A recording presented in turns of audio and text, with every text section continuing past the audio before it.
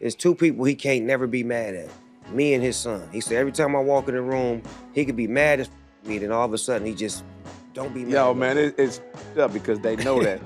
Dr. Dre values Snoop Dogg very much because, after all, in the early 90s, the producer was not going through the best of times and collaborations when the rapper effectively saved his career.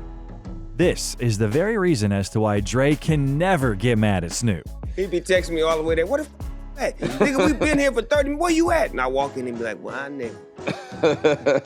In the very near future, they will release a collab album called Missionary. These old friends have reunited to remind us all how well they can make music together.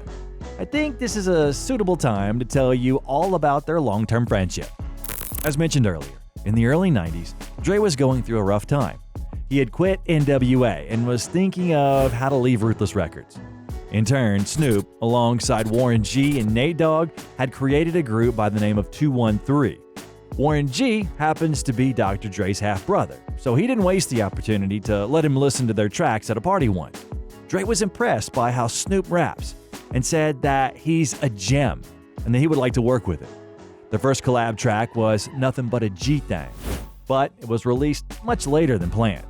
The thing is that Snoop was behind bars for 3 months for selling cocaine. It's pretty interesting that Snoop's first verse was recorded from prison. The original version of Nothing But a G-Thang was made to a Boss Gag song. I can't remember the name of the song, but Snoop was actually in jail. I would call and he would, take my calls, and he was like, "I'm not giving up on you, I'm gonna be here when you get out." I taped the headphone to the mic. And I spit it? Yeah. Damn. And it wasn't the G-Thang beat, it was another beat. It went like, boom, boom, boom. Then when I got out, he gave me that beat for me to take it home with me. Then I wrote the whole song. Then when we went to the studio, he was like, "Dad, I got another beat I want you to do it on." Then he came up with the G-Thang beat, and then I put the lyrics on that. Because I was rapping a little bit more aggressive. Like, it was like 1, 2, 3 into the. He was like, "Nah, I need to put you 1, 2, 3 into the 4." This duo's first official release was another song. This is how the story goes. One time, Suge got very specific creative direction from a film company. They wanted a song to go along with the plot of a movie. Lawrence Fishburne starred in the drama as Russell Stevens Jr., a cop recruited by the DEA to go undercover on a narcotics trafficking case. While posing as a drug dealer, Stevens discovered corruption on the law enforcement side as well.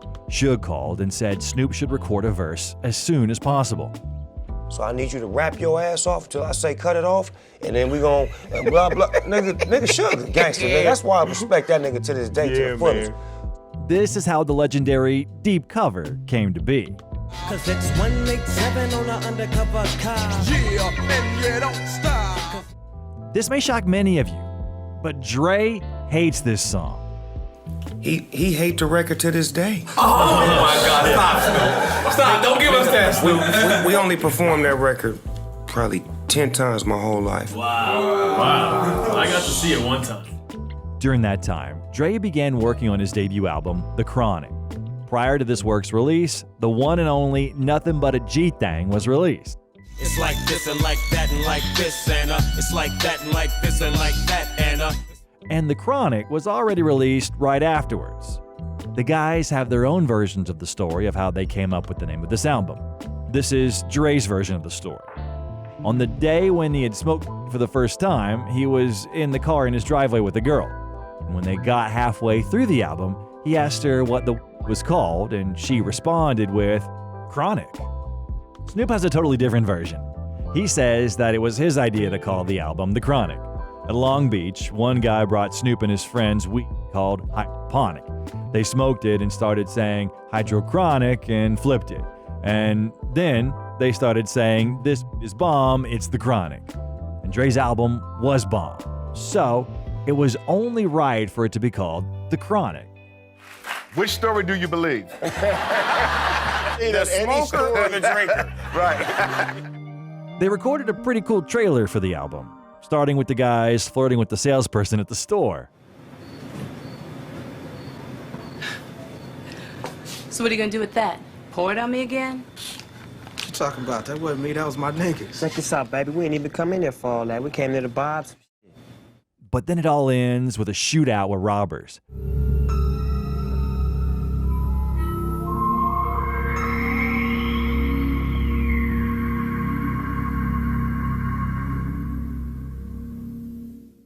As for the album, well, on The Chronic, Snoop appears in 10 out of the 16 tracks. Thanks to this release, more and more people started finding out about Snoop. Late nights, I wonder what they getting for. Early morning on the corners, what they hitting for. At the time, Dre had a beef going on with Eazy-E, and Snoop had to intervene to defend his friend and mentor. Fuck Mr. Rourke and Tattoo, aka Jerry and Easy. Tryna check my homie, you best check yourself, cause when you diss Dre, you diss yourself. That's how I was with Eazy-E, nigga. I loved Eazy-E. Right as a kid. But I never could be friends with Eazy-E when I got with Dr. Dre. I could never say, damn, Eazy, you a bad what you call your hard. I always had to be like, nigga, nigga. How many niggas out there like Eazy-E? Easy motherfucking. We don't love that nigga. Because that's the stance I was in. Did you ever get to tell? Never. Oh, man. Never. In 1993, there was the release of Snoop's debut album, and also his most popular one, Doggystyle, which was produced by Dr. Dre. After the release of this record, Snoop had become a superstar. As the rapper himself says, this album made white people like hip-hop. If they had feared NWA's music, then G-Funk's melodic music was more to their liking. So much drama in the LBC, it's kinda hard being Snoop D.O.G. The depths of the sea, back to the block, Snoop Doggy Dogg, funky, yes, the doc. And in 1994, the soundtrack for the movie Murder Was the Case was released. From the other side, recognize my face, cause it's the OG, D-O-double-G, LBC. When I hear a new artist like Snoop, it's like a person that can create, that can come in the studio and add something to what I'm doing. A person that can come in the studio and say, that can give me creative criticism. However, this friendly cooperation ended in the year of 1995. The whole thing is because of what happened at the scandalous Source Awards, in which the relationship between the East and West Coasts was ruined after Suge Knight dissed Puff Daddy in New York. Any artists out there want to be an artist and want to stay a star, and don't want to have to worry about the executive producer trying to be all in the videos, all on the record, dancing, come to Death Row. The public was absolutely not content with the word of the Death Row Records CEO, and in the midst of such a tense moment, Dr. Dre won in the Producer of the Year category. He walked on stage in the midst of the hall's loud roars. And if Dre had attempted to keep his composure, then Snoop didn't. And he was furious and said exactly what was on his mind. Dre had won the award, and he was about to say something, and I just took the mic and was like, I need to say something. The East Coast don't love Dr. Dre and Snoop Dogg. The East Coast ain't got no love for Dr. Dre and Snoop Dogg and Death Row. Y'all don't love us. Y'all don't love us. Well, let it be known then. We know y'all East Coast. We know we at East Coast. After that night, the atmosphere at Death Row only got worse. There was much more violence and crime at the label, to the point where the producer didn't like it. After all, we know Dre as a chill guy, which is why he decided to leave. It was not a work atmosphere anymore. It became fun and games, and the success had kicked in, and we were stars, and just loved being around us and bringing bullshit around us, and Dre wasn't for that. At the time, Snoop was working on his second album, The Dogfather, and it turned out that Dre had not been involved in this album, and different people had worked with the rapper.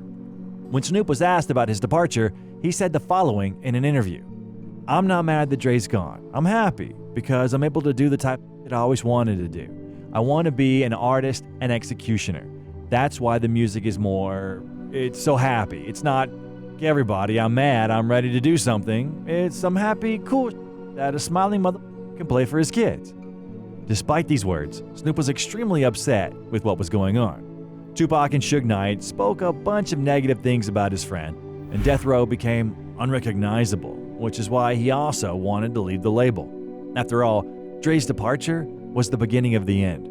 A year later, Pac will be murdered in Las Vegas, and and Suge Knight will be sitting in prison for violating his probation. During this time, Snoop Dogg seized the moment to get out of death row and sign a contract with No Limit Records. And this means that Snoop and Dre could be reunited, which is exactly what happened. The public wanted it, and we wanted it, and we're pushing for it, and we're doing it, said Snoop Dogg.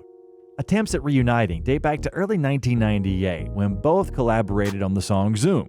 However, contract problems emerged that prevented the release of said version. Snoop's verses were eventually replaced by LL Cool J. The No Limit Top Dog album, which was released in 1999, marks the first time they worked together on a record since Dre left Death Row. Dre produced 3 tracks and took part as a rapper in one of them. The bass hits your dome. Snoop Dogg grabs the chrome and gets in your system. Shooting off rhymes like a pistol. Get the money everywhere that I go. I bust a bitch and take her money for show. However you want it. Acting a fool. Nigga that paid his dues and got my receipt in return. I think he has the ability to produce. A lot of producers just make good beats, but Dr. Dre actually produces. And what I mean by that is he actually works with you and helps you find the best in yourself. You know what I'm saying? That's why it's a hand-in-hand marriage, and it's a beautiful thing when you're working with Dr. Dre. Absolutely. And you know... And then it was time for Dre's new album called 2001.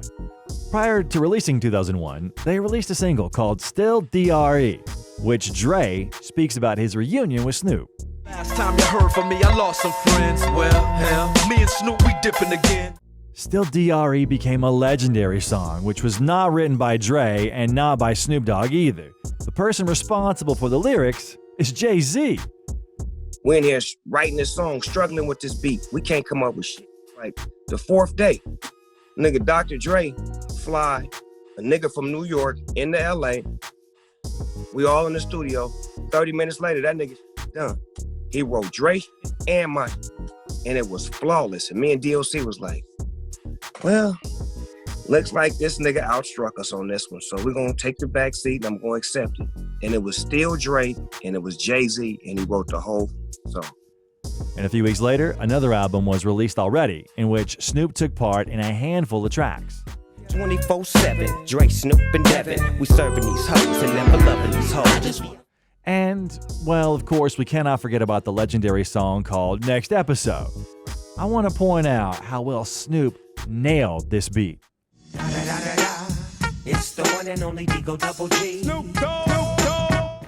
Next up, the guys became actors. And in the year 2000, a movie came out called The Wash. Eminem took part in the shooting of this movie.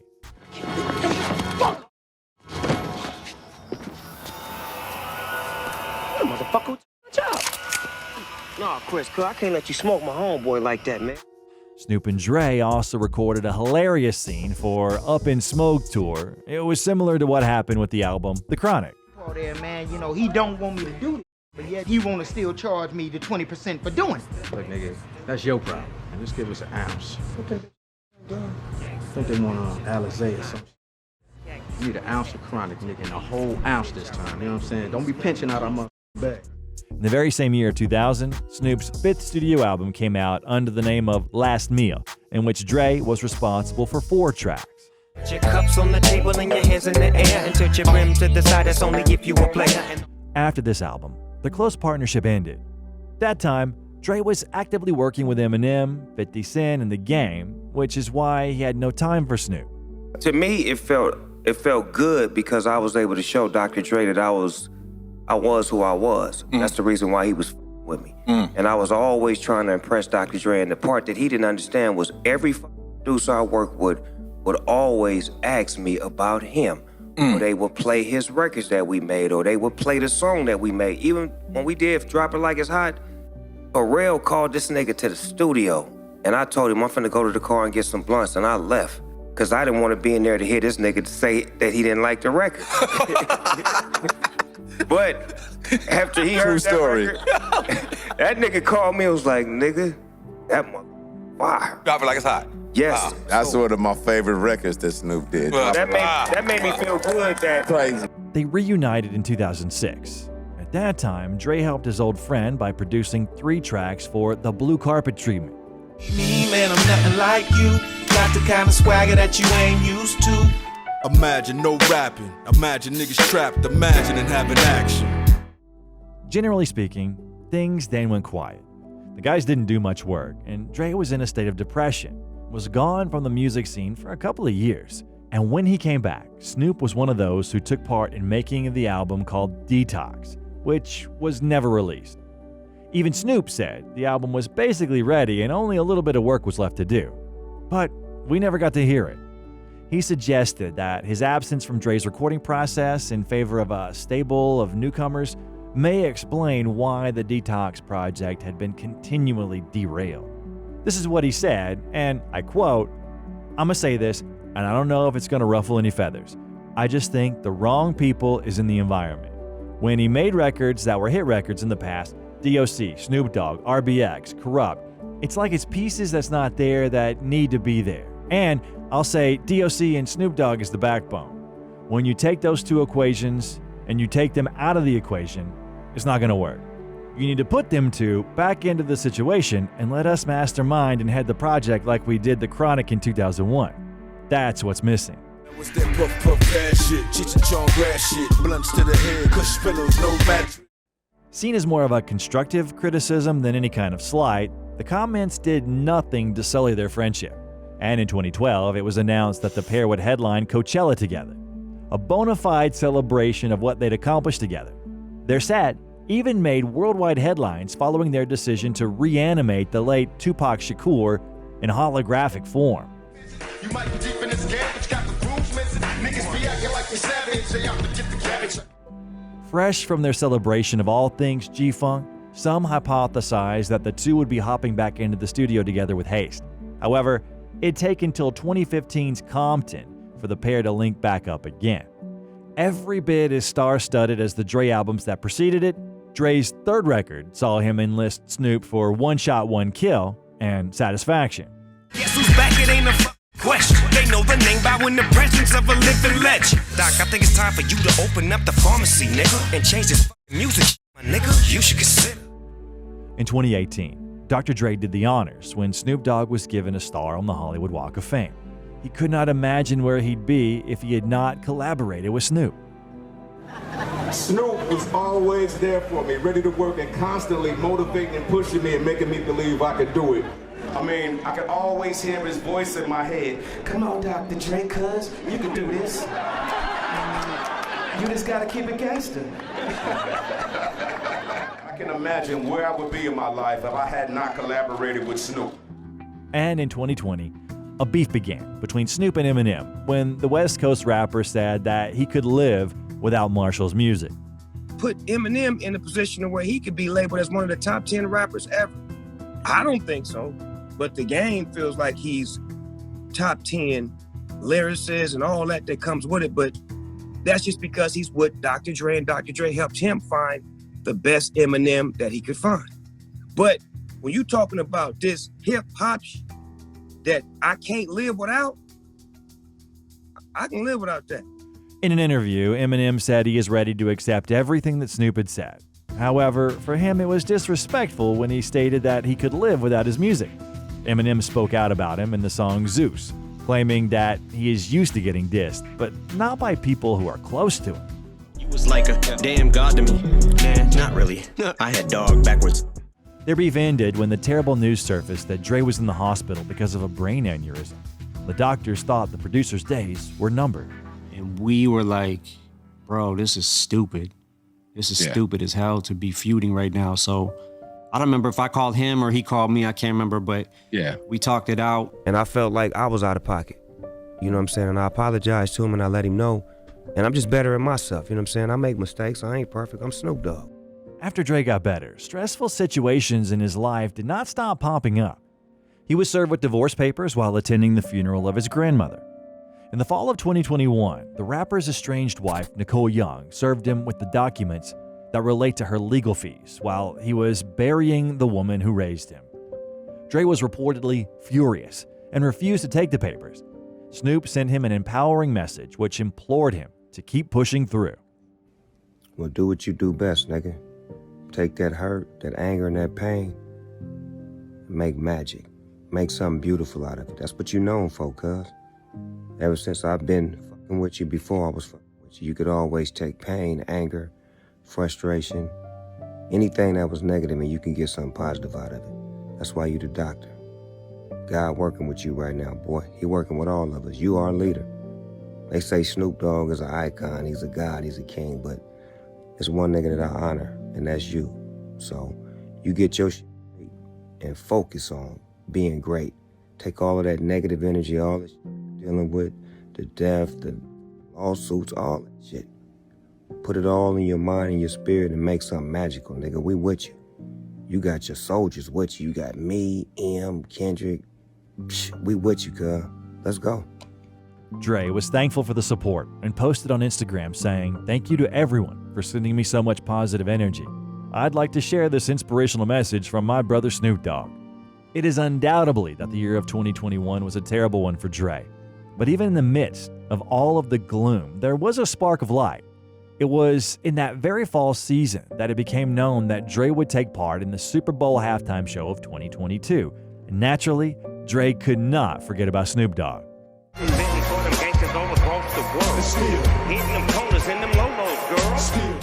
After this legendary performance, some info surfaced that 50 Cent showed up at the Super Bowl only thanks to Eminem. Snoop responded to that in a very clear and understandable way. Fifth is Eminem's guy, and he is Dr. Dre's guy. The white guy called for 50 Cent. So I said, who's the white guy? I'm digging this Jimmy Iovine. Mm-hmm. He said, no, Eminem called directly for 50. And he said, that's his guy. He said, I can't do it if I can't bring 50 up. But that's his guy. That was beautiful. And guess who's Dre's guy? Your me. guy. And me. Let's make some noise. After the Super Bowl, the guys started collaborating again together, and they founded a business together. At the start of 2024, they introduced their own alcoholic drink, gin and juice. Look at our age, look at what we've done, and we still love each other. So why not do something together? Like, a lot of times people been in a relationship for 30 years, can't talk to a motherfucker, can't hang out, can't go visit. We actually love each other, so why not do some shit together? I'm doing great business, he doing great business. Let's stop and do some business together. What's wrong with that? A couple of weeks later, they announced Snoop Dogg's album by the name of Missionary, which was totally produced by Dr. Dre. I feel like this is some of the best music I've done in my career, so I'm really having fun. Yeah, with the musicians. That's a high bar, Dre. I know, I said it. I said that, and I'm proud of, and I'm not playing. This is their second collab project after 30 years, and Snoop explained why he decided to work with Dre again. Firstly, Dre himself offered, and secondly, for Snoop, this is a totally different level. Of course, he worked with different producers, but for him, nobody works in such a cool way as Dre. When I work with other producers, they get close, but they can't do what he do. Stephen A., this is the type of athlete I am, right? I know I'm good, right? Put up 50 points a night. But when I'm with this nigga, I'm great. I'm liable to get 100 points like Will Chamberlain. Hold this shit like this with 100. Give me an example of what a criticism from Dr. Dre looks like. Like a doctor, does he pick up the phone? That's a tough question. No, I got to hear this. Look, what does that look like? This what it looked like. Hey, nigga, why you do that Jack in the Box commercial? Cause they gave me $4.5 million. Oh, okay. Just like that? Yeah. We can already see the track list for this album, and I'm interested in listening to the song Guns and Smoke, in which Eminem and 50 Cent will be in. As of yet, there are 3 available tracks, and I'll play them for you to listen to them. Your knees type of heights that come with a third eye. I'm better at betting on me, the numbers don't lie. Negotiating, never settle for less. I never lose, always winning when I shuffle a deck. Got you feeling good, don't it? Same nigga, same odor. This is an iconic moment. And in the end, I want to say that in this year, Snoop had to give a heartfelt speech about Dr. Dre when his friend received his star at the Hollywood Walk of Fame. I want to thank me for listening to Dre for over the years and letting him be my teacher, mentor, brother, guardian, protector, and most importantly, a good friend. Which is your favorite track from Snoop and Dr. Dre? Let us know in the comments. The next video that I recommend you watch is the story of the friendship between Eminem and Dr. Dre. If you liked the video, and if it was interesting to you, hit the like button and subscribe to the channel. Bye, everyone.